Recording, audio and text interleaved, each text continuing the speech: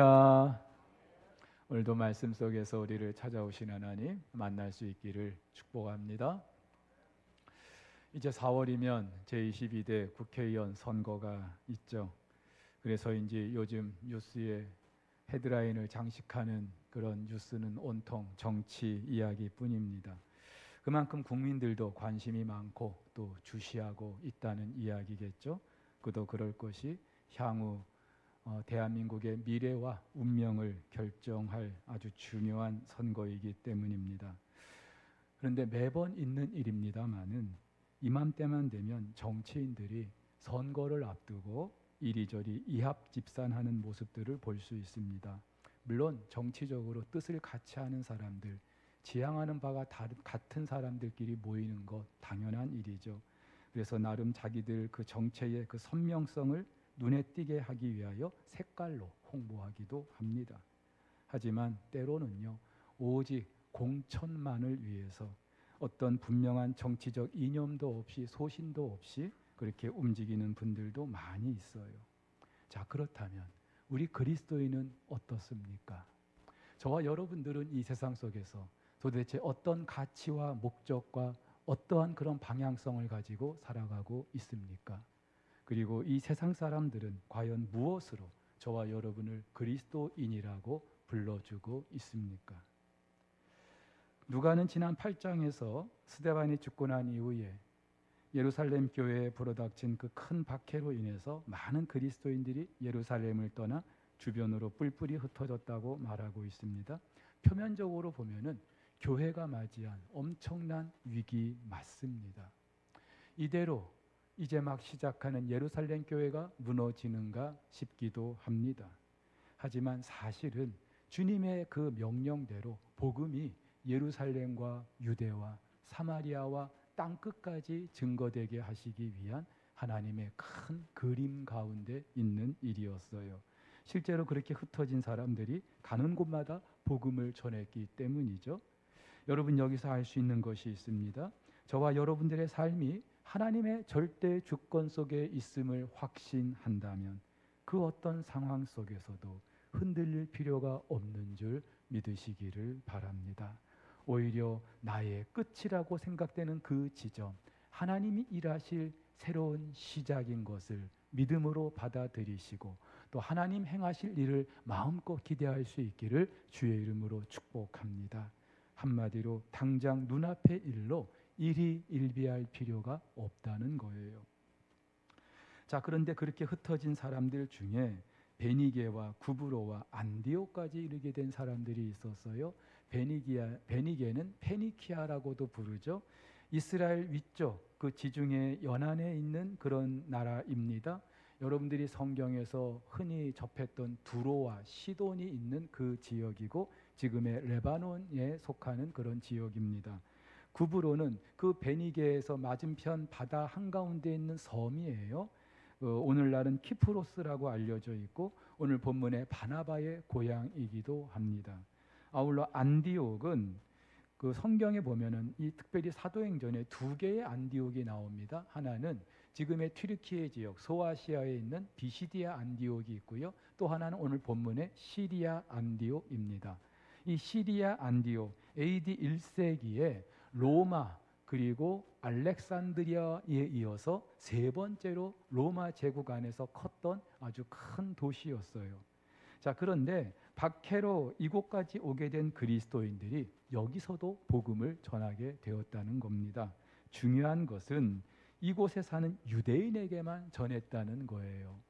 왜 유대인에게만 전했을까요? 일단 지금 이 복음을 전하는 사람들도 유대인입니다. 유대인이면서 예수를 그리스도로 영접하게 된 사람들이에요.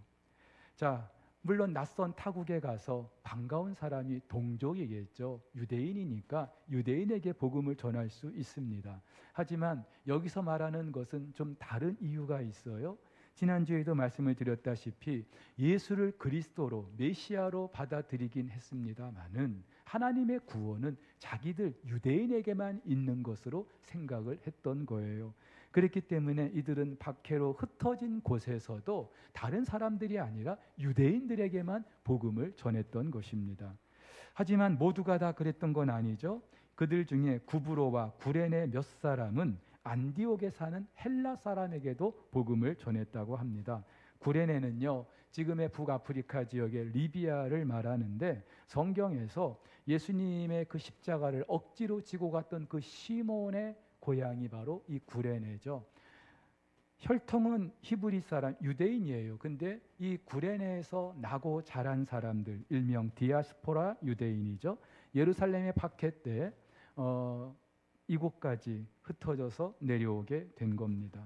자, 그런데 다른 유대인들과는 다르게 이들은요, 유대인뿐만이 아니라 헬라 사람들에게도 복음을 전했다고 합니다. 당시 구레네가 헬라 문화권에 속했었고 또 헬라식 사고에 익숙해 있기 때문에 이 사람들은 이방인들, 특히 헬라 사람들에게 상당히 열려 있었던 것 같아요. 정통 유대인들과는 다르게 이 헬라파, 적어도 이 헬라 문화권에 살던 유대 그리스도인들은 그래서 헬라 사람들에게도 복음을 전했던 것입니다. 그런데 이것을 하나님이 너무 기뻐하셨어요. 그래서 오늘 21절에 보니까 주의 손이 그들과 함께 하셨다. 수많은 사람이 믿고 주께 돌아왔다. 성경에서 주의 손이 함께한다라고 하는 이 표현은요, 하나님의 능력이 함께한다는 그런 표현이에요. 느헤미야나 에스라서를 보면은 주의 손이 함께했다라는 그런 표현이 자주 등장하고 있는데 그만큼 하나님이 기뻐하셨다는 거죠. 그리고 이방인에게 복음이 증거된다는 것은 다른 것이 아니라 하나님의 뜻이라는 사실이 지금 이걸 통해서도 분명히 증거되고 있는 거예요. 무엇보다 이렇게 복음을 듣고 예수를 믿게 된 이들을 통하여 그 유명한 안디옥 교회가 세워지게 됩니다. 예루살렘에 이어서 어쩌면 사도행전에서 두 번째로 세워진 교회이고 무엇보다 이 안디옥 교회는 최초의 이방인 교회입니다. 근데 이 안디옥 교회가 얼마나 유명한 교회인가, 또 얼마나 큰 역할을 했던 교회인가. 사도행전에서만 볼 때에도 바울이 3차례에 걸쳐서 전도 여행을 떠날 때에 이 바울을 파송해 준 교회가 바로 이 안디옥 교회예요. 예루살렘 교회는 이방인 선교 꿈도 못 꿨어요. 그런데 이 안디옥 교회는요, 3차례씩이나 바울을 선교사로 파송하면서 이방인 선교의 전진기지 역할을 감당했다는 것이죠. 실제로 기독교가 국교가 된 이후에 로마가 통치하는 그 전 세계 지역에 로마 카톨릭의 5개 큰 교구가 있었습니다. 로마 본토의 로마, 그리고 예루살렘, 그리고 튀르키예 지역의 콘스탄티노플, 그리고 이집트의 알렉산드리아, 그리고 이 안디옥 교회가 5개 그 큰 교회 가운데 하나일 정도로 그 위상이 컸던 사실을 우리는 알 수 있습니다. 자, 그런데 오늘 우리가 함께 나누고 싶은 건 이겁니다. 도대체 이 사람들은 왜, 그리고 어떻게 여기까지 와서 복음을 전하려고 했던 걸까요? 누가는 그렇게 흩어진 곳에서 이들이 했던 일 다른 게 아니라 복음을 전했다고 합니다. 8장 4절에도 그 흩어진 사람들이 두루 다니며 복음의 말씀을 전하였다. 오늘 19절 20절에서도 마찬가지로 말하고 있습니다. 전에는 별 생각 없이 지났어요.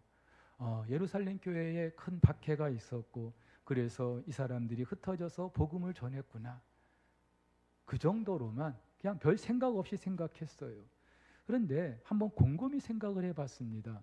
그렇게 흩어진 그리스도인들 가운데 디아스포라, 헬라파 유대인들도 있겠습니다마는 평생을 예루살렘에서 살았던 사람들도 있지 않겠어요? 근데 이 사람들이 박해 때문에 지금 뿔뿔이 흩어지게 된 거예요. 그러고 싶었을까요? 부산이 고향인 분들, 부산에서 나서 부산에서 자라고 부산에서 학교 다니고 지금까지 부산을 떠나본 적이 없는 여러분들, 부산을 떠나라고 하면 떠나겠습니까? 근데 어쩔 수 없잖아요. 지금 현실은 떠나지 않으면 죽거나 옥에 갇히기 때문에 이 정말 울며 겨자 먹기식으로 예루살렘을 떠난 거예요. 자, 그렇다면 이들이 그렇게 흩어진 곳에서 제일 먼저 해야 했던 일이 뭘까요? 당장 먹고 살 궁리 해야 되지 않겠습니까? 한국 전쟁 때 이 부산으로 피난 오신 분들 제일 먼저 살 집부터 짓고 운막부터 세우고 어떻게든지 식구들 먹여 살리기 위해서 그렇게 애를 쓰지 않았습니까?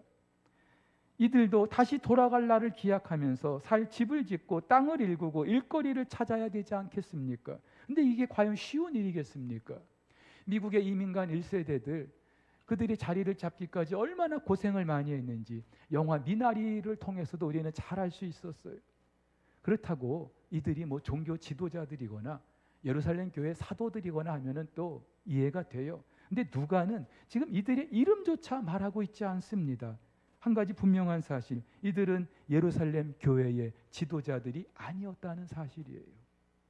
8장 1절에 이렇게 말합니다. 그날에 예루살렘에 있는 교회에 큰 박해가 있어 사도 외에는 다 유대와 사마리아 모든 땅으로 흩어졌다. 그렇죠? 사도들은 그냥 예루살렘 교회에 남았어요. 어떻게든지 교회를 지켜야 되니까. 그 흩어진 사람들은 교회 지도자들급이 아니었어요. 어쩌면 그렇게 박해를 피해서 흩어진 곳에서 굳이 복음을 전하지 않아도 될 만한 사람들이었어요. 교회에서 무슨 일을 진행한다고 할 때에 나는 뭐 장로도 아닌데 집사도 아닌데 뒤로 물러나도 될 만한 그런 사람들이라고 생각을 했을 거예요. 그런데도 왜 이들은요, 당장 먹고 살 국리부터 해야 될 그 낯선 땅에서 복음을 전했던 걸까요? 두 가지를 한번 생각해 볼 수 있습니다. 하나는 유대인들이에요. 유대인들에게 나사렛 예수가 메시아 그리스도라고 하는 이 사실은요, 엄청난 충격적인 그런 사실입니다.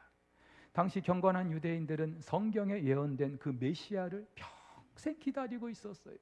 누가복음 2장에 보면은 그 예수께서 태어나셔서 예루살렘 성전에 들어가실 때에 안나 여선지자도 그렇고 시므온도 그렇고 그날을 얼마나 기다렸습니까? 그러니까 경건한 유대인들 중에 하나님 말씀하신 그 메시아를 기다리는 사람들이 많이 있었을 거예요. 근데 그들은 정작 메시아로 오신 예수 그리스도를 십자가에 못 박아 죽였습니다. 하지만 하나님의 은혜로 그 예수가, 십자가에 못 박아 죽인 그 예수가 바로 메시아라는 사실, 그리스도라는 사실을 알게 된 거예요. 그리고 그 메시아로 말미암아 시작된 하나님 나라가 있다는 사실을 알게 된 거예요. 이 감격을 주체할 수가 없었던 것이죠. 그리고 그 나라의, 그 하나님 나라의 백성이라는 사실을 이들은 숨길 수가 없었던 거예요. 지난 1945년 8월 15일 36년 동안 지배를 받았던 우리 민족이 해방의 그 기쁨을 경험한 것처럼 지금 이 백성들도 오랜 시간 로마의 지배 아래 허덕이고 있다가 그 메시아로 말미암아 하나님 나라를 경험하게 됐다는 이 사실이 얼마나 놀라웠던 걸까요? 지난 3월 1일 105주년 맞이하는 3.1절이었습니다. 여러분, 우리가 왜 해마다 이날에 태극기를 달아요? 왜 이 해마다 이날을 기념하고 있습니까? 이름 없이 빛도 없이 정말로 이 나라의 독립을 위해서 그렇게 쓰러져간 많은 우리 정말 선배들, 그분들의 숭고한 정신을 기억하고 이어받기 위함 아니겠습니까? 이 나라를 지켜내기 위해서 그렇게 피 흘려가면서 싸웠던 그분들의 그 숭고한 정신을 우리가 기억하기 위해서 유대인들에게 하나님 나라는 그런 것이었어요. 그렇기 때문에 이 유대인들에게 나사렛 예수가 그리스도라고 하는 이 사실은요, 도저히 입을 다물고 있을 수 없는 복음 중에 복음이었던 것이죠. 자, 그런데 그 하나님 나라는 유대인들에게만 국한된 게 아니죠. 유대인의 메시아 그리스도는 유대인들만의 주가 아니라 온 우주 만물의 주 되시는 분이기 때문이죠. 그래서 이들은요, 이 사실을 알고 헬라 사람들에게도 복음을 전했던 거예요.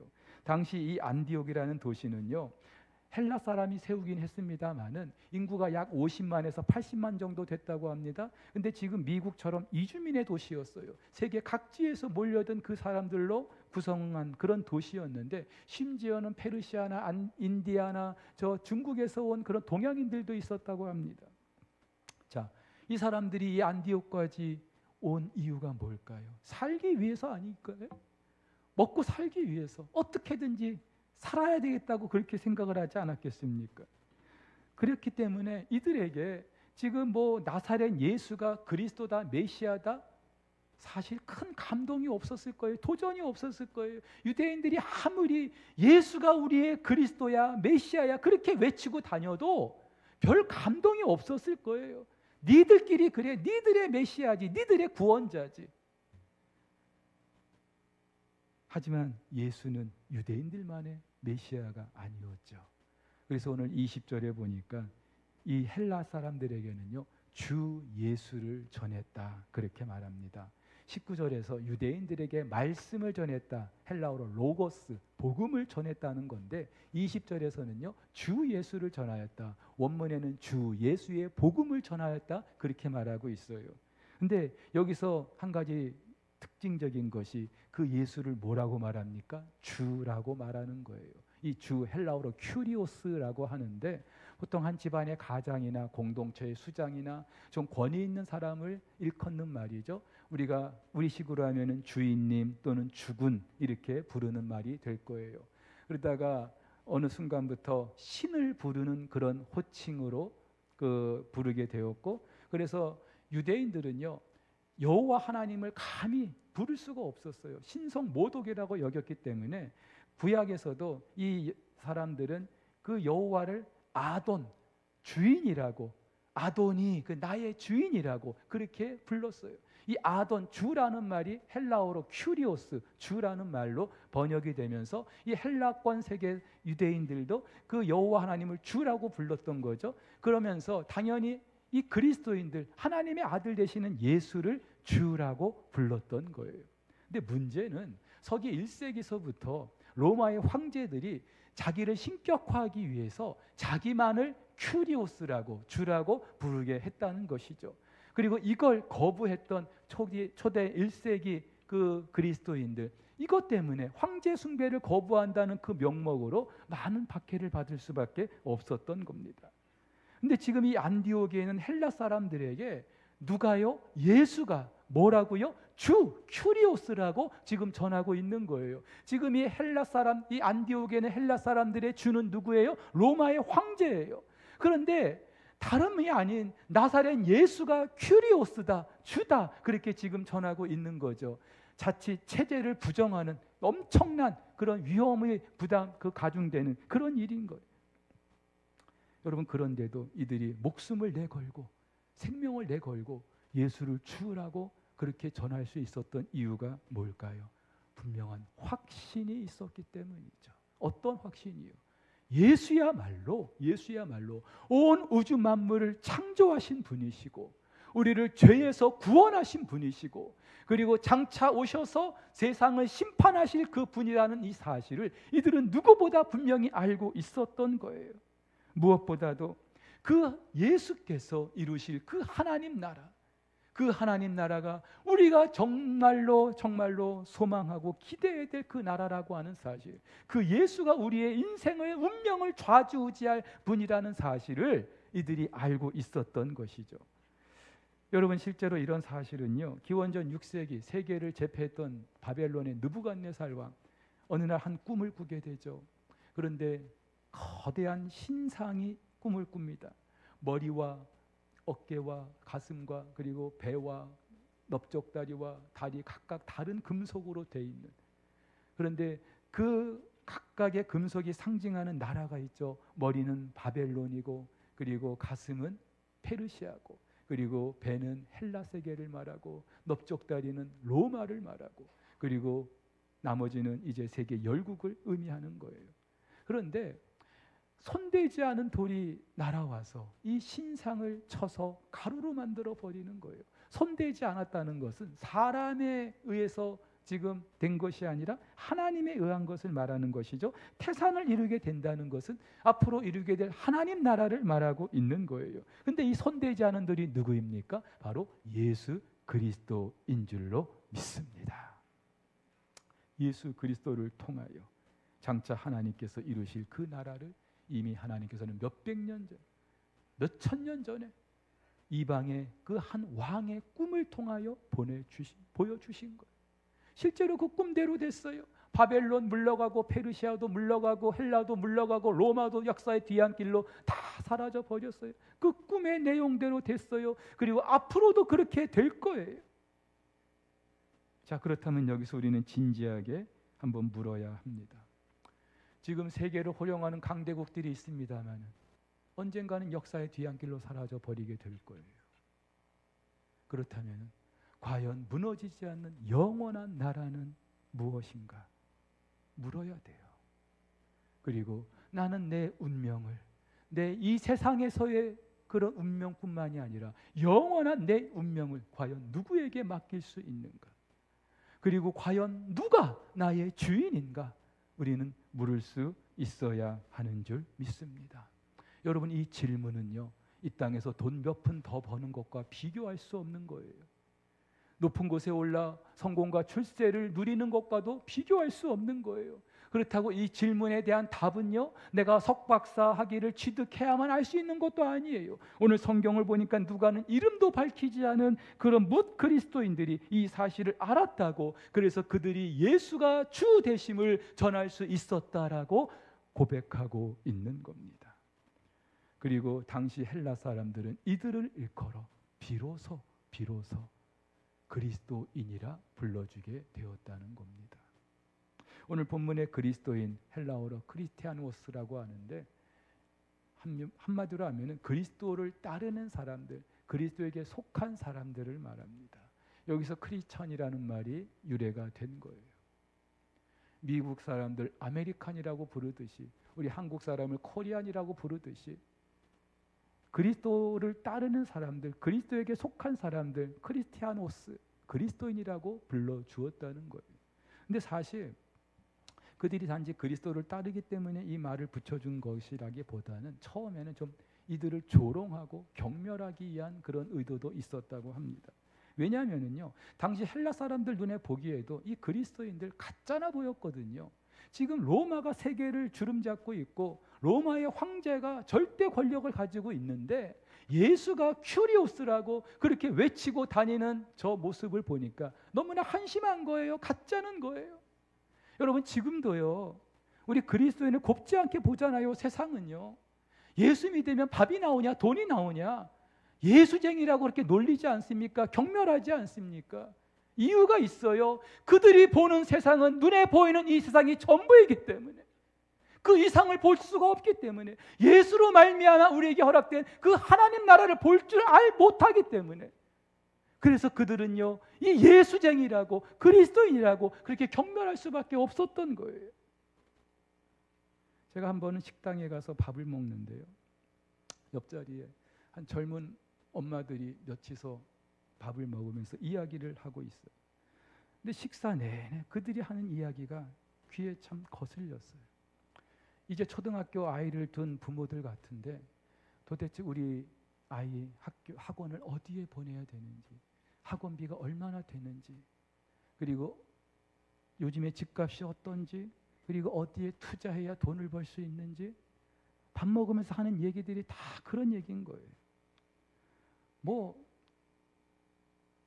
특별한 것도 아니죠. 근데 하는 이야기가 완전히 전문가 수준이에요. 그 사람들 이야기를 듣고 있으면 돈 벌 수 있을 것 같더라고요. 근데 그분들 이야기를 들으면서 제 마음에 들었던 생각이, 요즘 사람들 생각이 다 이렇구나, 관심이 다 여기에 머물러 있구나 라고 말이죠. 그러면서 또 한편 우리 성도들의 생각도 크게 다르지 않겠구나 라는 생각을 하게 됐어요. 제가 오늘 한번 확인해 보겠습니다. 오늘 이 자리에 계신 여러분들의 궁극적인 관심이 무엇입니까? 지금 여러분들의 머릿속에 가득 차 있는 그 생각, 과연 무엇에 관한 것입니까? 물론 이 세상을 사는 사람들로서 최소한 이 땅의 것에 관심 두지 않을 수 없어요. 부정하지 않습니다.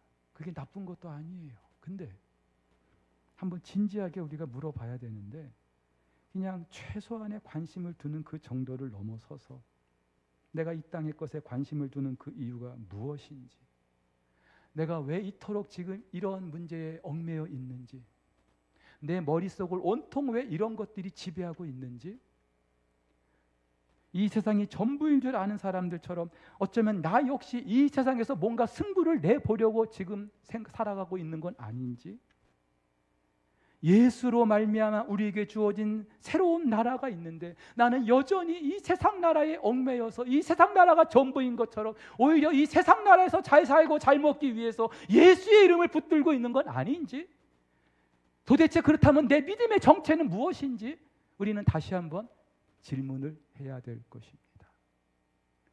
그리고 또 하나 물어야 돼요. 과연 이렇게 사는 우리 인생을 세상 사람들은 어떻게 평가할지, 그들이 과연 우리를 그리스도인이라고 말해줄 수 있을지.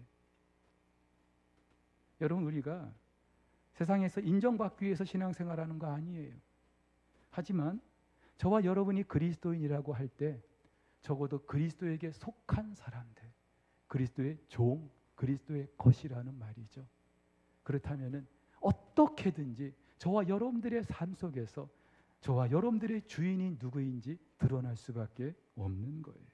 무엇보다도 예수를 주라고 고백하는 사람들은요, 예수를 통하여 우리에게 허락하신 그 하나님 나라를 소망하는 사람들이에요. 갈망하는 사람들이에요. 기대하는 사람들이에요. 그 나라를 위하여 한평생 살아가는 사람들이에요. 이 세상을 살아도 그 나라의 꽃에 관심을 두는 사람들이고, 이 세상을 살아도 우리의 살아가는 관심과 목적이 달라야 하는 사람들이에요. 그렇다면 저와 여러분들이 이 세상에서 정말 진짜 그리스도인이라고 그렇게 불릴 수 있기 위해서 어떻게 해야 될까요? 목사님, 그거는요, 목사님 같은 분들이나 뭐 교회 지도자급에 속하는 분들이나 고민할 문제고, 저같이 뭐 아무것도 아닌 사람이 뭐 그렇게 그거 가지고 고민할 필요가 있어요? 이럴 게 아니에요. 오늘 이 본문의 이 사람들, 이름 모를 사람들, 그 나라를 하나같이 소망했던 사람들이에요. 여러분, 1919년 3월 1일 그 기미 독립선언문을 선포하고 낭독했던 33명의 이름은 우리가 기억할 수 있어요. 하지만 전국적으로 수없이 일어나서 이 나라의 독립을 외쳤던 그 많은 사람들, 그들은 도대체 민족의 대표도 아닌데, 누가 하나 알아주는 사람도 없는데 그들은 왜 그렇게 했던 걸까요? 그들의 나라가 무엇인지 알았기 때문이죠. 오늘 우리도 마찬가지예요. 예수로 말미암아 우리에게 허락하신 그 하나님 나라가 무엇인지 안다면 우리는 이 땅에서 아무렇게나 살 수가 없는 것이죠. 그렇다면 그리스도가 주 되신다는 걸 우리가 어떻게 고백하며 살까요? 뭐 그렇게 대단한 거 아니에요. 가장 쉬운 것부터 가르쳐 드릴게요. 일단은 내가 주인이 아니라고 하는 걸 인정하는 것부터 시작됩니다. 내 것인 줄 알았는데, 그래서 내 마음대로 해도 되는 건 줄 알았는데 내 게 아니구나, 내가 주인이 아니구나, 이걸 인정하는 거예요. 내 집, 내 자동차, 내 아이들 내 게 아니구나, 이걸 인정하는 것부터 예수가 나의 주 되심을 고백하는 그러한 삶을 시작할 수 있는 줄 믿으시기를 바랍니다. 쉽지 않죠? 그리고 하나씩 내려놓는 것을 우리는 그렇게 달가워하지도 않습니다. 어쩌면은 그 예수의 이름으로 내 손에 더 많은 것이 쥐어지고 내가 더 많은 걸 누리는 것이 복을 받는 것으로, 그것이 정말 그리스도인의 삶인 것으로, 그리고 그렇게 해야 사람들이 나를 그리스도인이라고 인정해 줄 것 같이 그렇게 우리는 생각하고 있기 때문에, 하지만 착각이죠. 착각이죠. 우리가 돈을 아무리 번다고 한들 나보다 돈 더 많은 사람들 얼마든지 있어요. 예수의 이름으로 내가 좋은 대학에 간들 나보다 더 좋은 대학에 간 사람들 너무나 많이 있어요. 사랑하는 우리 성도 여러분, 이 세상의 것을 가지고 세상과 승부하려고 할 게 아니라 예수의 것으로, 예수가 주 되심을 고백하는 그 믿음으로 승부할 수 있기를 주님의 이름으로 축복합니다. 여러분, 내 손에 더 많은 것들이 주어질 때 우리는 어떤 생각을 합니까? 시간이 지나면서 내 거라고 생각해요. 그것이 하나씩 없어져 버릴 때 그 상실감 여러분 잘 아시잖아요. 근데요, 죄송한 말씀인데 내 건 하나도 없어요. 내 거 하나도 없어요. 이런 거죠. 어릴 때 땅 따먹기 해보신 분들이 있죠. 유리 조각을 3번 튕겨가지고 집으로 돌아오면은 그만큼 내 땅이 되는 거예요. 욕심에 더 많은 땅을 차지하기 위해서 그냥 멀리 갔다가 결국 집에도 못 들어왔던 경우도 있어요. 근데 생각해 보니까 우리는 어린 시절부터 이렇게 땅에 참 관심이 많았던 것 같습니다. 근데 아무리 땅을 그렇게 많이 따먹어도요, 저녁 무렵에 문식아 밥 먹어라, 들어가야 돼요. 다 내려놓고 들어가야 돼요. 이게 우리 인생이에요. 이거 우리 선배들도 잘 알았어요. 그래서 죽을 때 사람에게 입히는 그 수의에는 주머니가 없다고 하죠. 가져갈 게 없는 거예요. 그리고 이걸 빨리 알면 알수록 그것이 우리 인생을 사는 참된 지혜가 되는 줄 믿으시기를 바랍니다. 그리고 무엇보다도 우리의 주 대신 예수 그리스도를 맞이할 준비 다른 거 아니에요. 기도 많이 하는 거, 성경 많이 읽는 거 좋아요. 그런데 내 거라고 생각했던 걸 하나씩 내려놓는 그 연습부터 우리의 주 대신 예수 그리스도를 맞이하는 준비가 되는 줄 믿으시기를 바랍니다. 쉽지 않죠? 그래서 하나님은 때로는 억지로 내려놓기도 하셔요. 가난하게도 하시고 병들게도 하시고 망하게도 하시고 다른 사람들로부터 버림을 받게도 하시고 아프죠. 괴롭죠. 특별히 한평생 예수 믿고 살아왔던 내 삶의 결과가 이것밖에 되지 않나? 내놓을 게 이것밖에 없나? 안타까워하는 분들도 계시죠. 하지만 그러면서도 어느 순간에 내 안에 계신 예수 그리스도로 말미암아 우리는 진정 만족할 수 있고 우리 내 안에 그 예수 그리스도로 말미암아 주어지는 참된 평강을 누리게 되는 줄 믿습니다. 지난 주간에 한 선교사님으로부터 메일을 받았어요. 원래 선교사님은 아니었어요. 장로님으로서 50대 중반까지 사업하시던 분인데 50대 중반에 사업을 접고 베트남에 가서 선교를 하시기 시작했어요. 뭐 선교라는 게 가서 뭐 이렇게 일반 선교사님들처럼 복음을 전하는 그런 게 아니라 그 베트남에서 민간 외교를 하신 거예요. 베트남 학생들을 한국에 데려다가 공부를 시키고 또 그곳에 가서 또 그 학생들이 또 나름대로 그 그리스도인으로서 역할을 감당하게 하는 굉장히 정말로 의미 있는 일을 하셨어요. 또 열매도 있었어요. 근데 이분이 이제 나이가 들어서 은퇴를 하시게 된 거예요.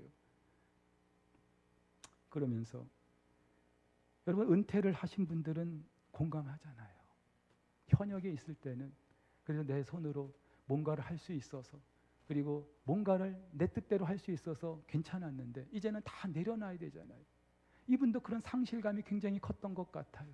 그러면서 은퇴를 하고 나서 한국에 돌아와서도 여전히 자기 이름으로 뭔가를 해보고 싶었던 그런 생각이 있었는데 하나님은 그것까지 다 내려놓게 하신 거예요.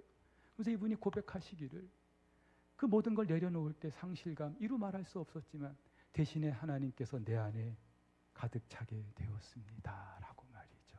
비로소 내 안에 계신 그 하나님을 발견하게 되었다라고 말이죠. 그리고 그 하나님으로 말미암아 만족하게 되었다라고요. 사랑하는 우리 성도 여러분, 우리가 이 땅의 것을 하나씩 내려놓는 그리고 우리의 주인이신 하나님께 올려드리는 그런 과정을 통하여서 우리도 세례 요한처럼 나는 흥하여야 하겠, 그는 흥하여야 하겠고 나는 쇠하여야 하리라 고백할 수 있는 거예요. 욥처럼 주신이도 하나님이시지만 거두신이도 하나님이십니다. 우리는 고백할 수 있는 거예요. 여러분 하나님께서 욥을 통하여 가장 영광을 받으셨던 때가 언제인지 아세요? 그가 동방의 부자였을 때요? 아니요. 모든 걸 다 잃고 주신이도 하나님이시지만 거두신 분도 하나님이십니다. 하나님만이 나의 주인이십니다. 그렇게 고백하는 그 순간 하나님께서 욥을 통하여 영광을 받으셨던 거예요. 여러분 낯선 땅에서 예수가 주 되심을 전파할 수 있었던 이유는요, 단순한 종교적인 열심 때문이 아니라 그 예수가 주인 되시는 큐리오스 되시는 그 나라를 보았기 때문입니다. 눈에 보이는 세상 나라와는 비교할 수 없는 그 나라의 영광과 권세를 보았기 때문이죠. 그래서 29절에 있는 것처럼 큰 흉년을 맞은 예루살렘에 힘대로 부조를 할 수 있었던 것도 그들의 주 큐리오스가 예수라는 사실을 알았기 때문인 거예요. 사랑하는 우리 성도 여러분, 하나님께서 한평생 저와 여러분들을 이 땅에 살게 하시는 이유가 무엇인지, 특별히 그리스도인이라는 그 이름으로 이 한평생 살게 하시는 이유가 무엇인지 우리 다시 한번 생각을 해야 돼요. 그리스도인의 이름으로 세상에서 더 앞서가고 성공하고 출세하고 그게 아니라 나의 주가 누구인지 내 삶 속에서 더 분명히 고백하고 그렇게 살아가는 연습을 하게 하시려고요. 내 거라고 생각했던 걸 내려놓고 주인께 돌려드리는 그 연습을 하게 하시려고요. 그러면서 내가 소망하는 나라가 무엇인지, 내가 바라봐야 될 나라가 무엇인지 그 나라를 바라보게 하시기 위함인 줄 믿으시기를 바랍니다. 이런 과정을 지나면서 우리는 알게 됩니다. 아, 내가 정말로 바라는 것이 무엇인지, 내가 정말로 궁극적으로 소망하는 것이 무엇인지 알게 될 거예요. 나뿐만이 아니라 내 주변의 사람들이 알게 될 거예요. 그리고 그들은 비로소 우리를 그리스도인이라고 불러주게 될 줄로 믿습니다. 이렇게 우리 사랑하는 속포교회 성도 여러분, 한평생 살아가는 동안에 적어도 믿지 않는 내 주변의 사람들로부터 너를 보니까 정말 그리스도인 맞네, 이런 인정을 받을 수 있는 그런 삶을 살아갈 수 있게 되기를 예수님의 이름으로 축복합니다.